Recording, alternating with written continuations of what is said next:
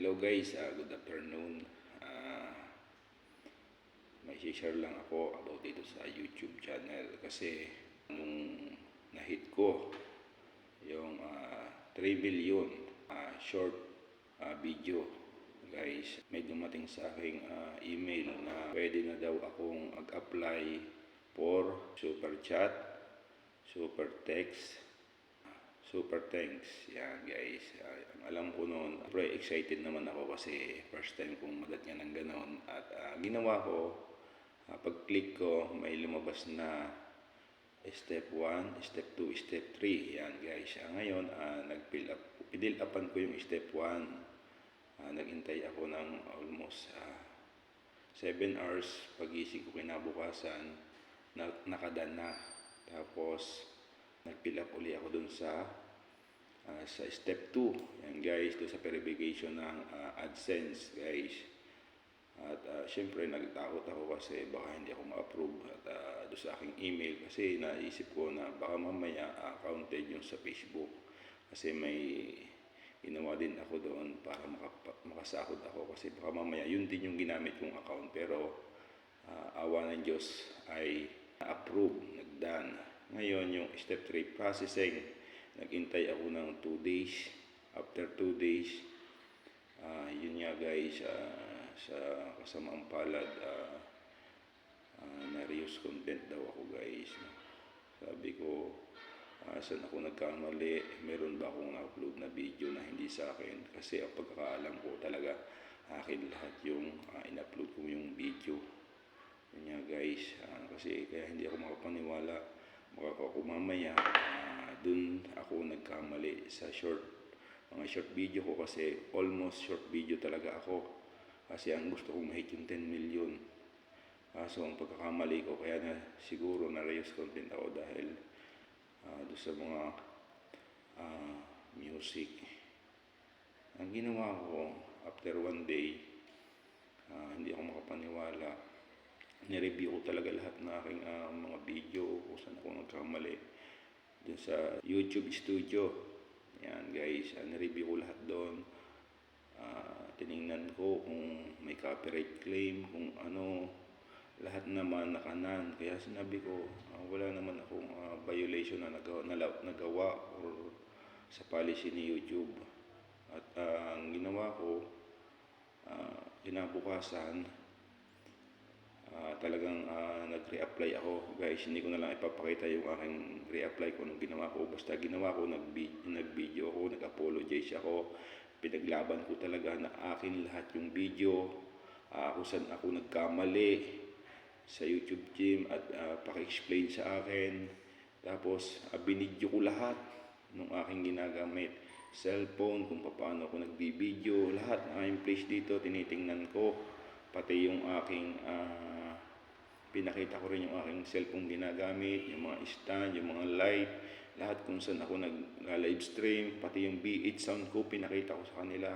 Sabi ko, pinakita ko rin yung aking apps kung saan ako nag-i-edit, pinakita ko talaga yun kung paano ako mag-edit, kung paano ako maglagay ng thumbnail kahit hindi naman ako naglalagay ng thumbnail, para lang mapatunayan ko na talagang akin yung video.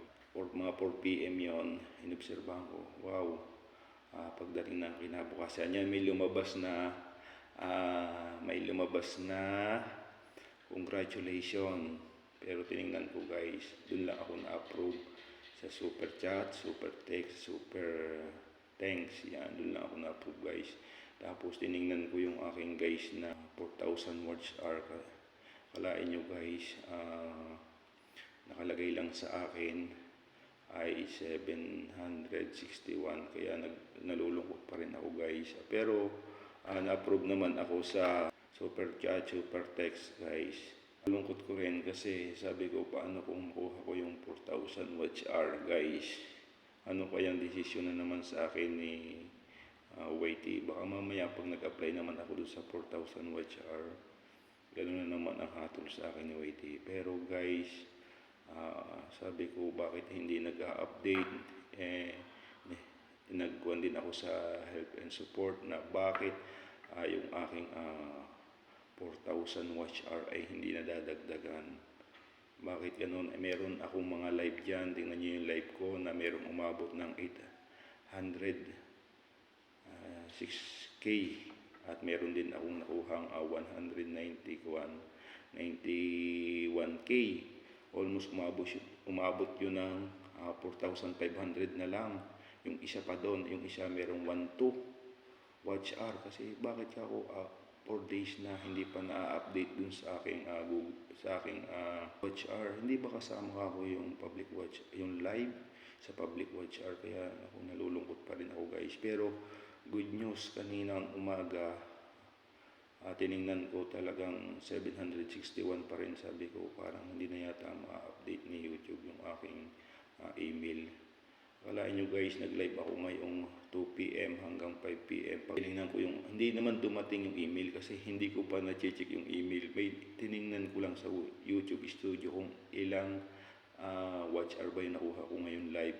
May dumating sa akin na guest start. Hindi ko na tinignan kung ano yun, kung ano. Basta ini-all ko lang. Wow guys, nakuha ko na yung mga ads, mga short video. 3 yung nakuha ko guys, kaya nagpapasalamat ako sa mga sumuporta sa akin kasi almost lahat ng tools na open ko na guys. Thank you so much po sa lahat ng sumuporta sa aking YouTube channel, sa lahat na nag-share ng aking short video, sa lahat na nanood sa aking live nung nakaraan na talagang umabot ng 1.2 ang nanonood. Yes, talagang nagpapasalamat ako. At share ko lang sa inyo, August 19 yon yung aking apply for super text ay naka-in processing pa. Sabi ng iba, wag daw akong mapupunta sa ibang video, manunood, maghihikap daw yung aking account. Hindi guys, nag-live ako nung gabi, processing yung step 3 ko, pero nag-boom at maraming nanood. Kinabukasan, processing pa rin. Nag-boom pa uli yung sa swimming pool ko. Tapos, nung kinabukasan, nag-live pa uli ako and processing pa rin. 3 days processing yung aking step 3. Akalain nyo guys, yung pangatlo dun sa LTO, dun sa labas na may LTO, nag-boom pa rin. Kaya sabi ko, huwag kayong maniniwala na pagka na-processing yung inyong mga apply sa YouTube ay huwag kayong maghihikap. Gawin nyo yung best nyo, gawin nyo yung ginagawa nyo, huwag nyong ihinto. Kahit pag-upload ng short, kahit pag-upload ng long video, kung yun ang inyong content, kahit na mag-live kayo, kahit screencast, gawin nyo. Huwag kayong sasabihin, huwag pupunta sa ibang other content creator. Gawin nyo yung best nyo kung ano yung ginagawa nyo para mapansin kayo. Kasi si algorithm or si YouTube yung tutulong sa inyo para ikalat yung inyong mga video o mga ginagawa kahit live.